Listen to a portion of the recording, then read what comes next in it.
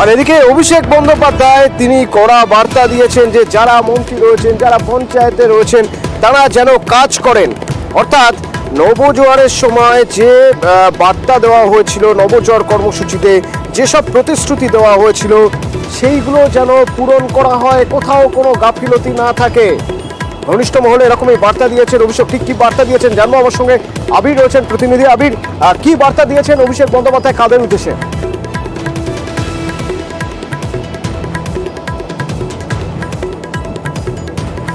আবিরের সঙ্গে কথা বলবো, তবে বার্তা করা, কাজ করো নয়তো পথ ছাড়ো। জানা যাচ্ছে ঘনিষ্ঠ মহলে অভিষেক বন্দ্যোপাধ্যায় এরকমই বার্তা দিয়েছেন। যারা পঞ্চায়েতে রয়েছেন, পুরসভায় রয়েছেন এবং বিভিন্ন দপ্তরে রয়েছেন, তাদের কড়া বার্তা।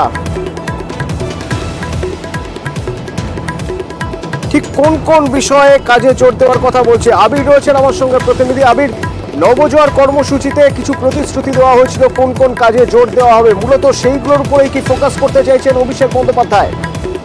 দুটো জিনিসের উপর। প্রথমত হচ্ছে 2024-এ ভালো ফল হলো 2024 রোড লাইন ফোকাস তৃণমূল কংগ্রেসের, এবং এই ক্ষেত্রে দাঁড়িয়ে যারা কাজ করতে পারছেন তারা থাকুক, যারা কাজ করতে পারছেন না তারা পদ আঁকড়ে বসে থাকবেন, এমনটা চলতে পারে না।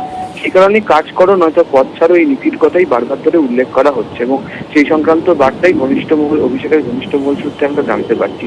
এছাড়া পঞ্চায়েত, পুরসভা, মন্ত্রিত্ব করা বার্তার ইঙ্গিত দেওয়া হয়েছে এবং 2026-এর আগে করা নীতি গ্রহণের সওয়াল তিনি করছেন। নবজোয়ার যাত্রা করতে গিয়ে স্বাস্থ্য, শিক্ষা, পানীয় জল, রাস্তা, এই চারটে ক্ষেত্রে সব থেকে বেশি নজরে এসেছিল। এই ক্ষেত্রে দাঁড়িয়ে চারটে বিষয়ের উপর যাতে আরো বেশি করে জোর দেওয়া হয়, তার কারণ এগুলোকে প্রত্যেকটা মানুষের দৈনন্দিন জীবনের সাথে এগুলো জড়িত রয়েছে। ফলে এখানে যদি কোথাও পিছিয়ে পড়া হয় বা কোথাও যদি দূরে সরে যাওয়া হয় তাহলে তার একটা প্রভাব পড়তে পারে। এবং যেটার ব্যাখ্যা করতে গিয়ে অনেকেই বলছেন যে এবারে লোকসভা নির্বাচনে দেখতে পাওয়া গেছে যে বিভিন্ন পুরো এলাকাগুলোতে যে প্রভাব পড়েছে ভোটের ফলের ক্ষেত্রে, তার একটা মস্ত বড় কারণ হয়তো এগুলোর ক্ষেত্রে দাঁড়িয়ে রয়েছে। সেই কারণেই তার ঘনিষ্ঠ মহল যেটা